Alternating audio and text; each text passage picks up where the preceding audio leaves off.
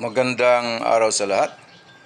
The YouTube channel of the Fraternal Order of Eagles, Limbas Law Corner is back to once again render public service in the field of law for our countrymen, or itong aming pagbabahagi ng kaalaman sa batas para sa sambayanang Pilipino, brought to you by the Limbas Marangal Eagles Club of the Eastern Rizal Region 2 sa pamamagitan ng inyong lingkod na isa ng mga abogado at isang propesor sa maraming law school sa ating bansa.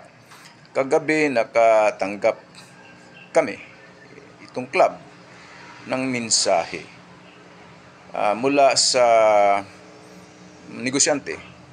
Ang negosyo nila ay pag-re-repair or pag-aayos ng mga motorsiklo at siyempre pagtitinda ng mga parts ng motorcycles. Merong customer dumating, dala-dala yung motor, kinausap yung isa sa mga tauhan niya at basta na lang iniwanan yung motor, umalis, walang pasabi kung ipaayos o hindi, at naglaho. Kaya nataranta itong may-ari, kaya nagpadala ng mensahe sa amin kung anong gagawin. Sabi ko, ay immediately i-report nyo yan sa pinakamalapit na pulis o kung merong barangay dyan para matulungan. Ang importante na i-report nyo yan, yung pangyayaring yan. Kasi hindi natin alam kung yung motorsiklong yun ay nakaw o nakarnap pala. At maaari kayo ang pagbibintangan na ay kayo yung nagkarnap, or kung hindi man sa karnap, maaaring masasampahan kayo ng paglabag sa anti-fencing law.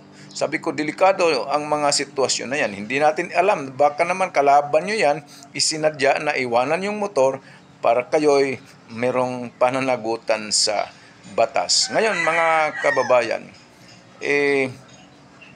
sabihin nyo, wala naman akong shop na pag-aari, motorcycle shop. Okay, pero maaring meron ding iiwan ng motor sa bahay ninyo, alright? Maaring mangyayari. Halimbawa, iniwanan dyan sa gate ng bahay nyo. Aba, ganun din yon, i-report nyo agad sa kinakaukulan, lalo na sa pulis, para naman safe naman kayo na hindi kayo maaring pagbintangan sa krimen na karnaping or violation ng anti-fencing law. O sana naka-serbisyo na naman, nakapaglingkod na naman itong The Limbas Marangal Eagles Club of the Eastern Rizal Region 2 para sa sambayanang Pilipino. Magandang araw at maraming salamat sa lahat.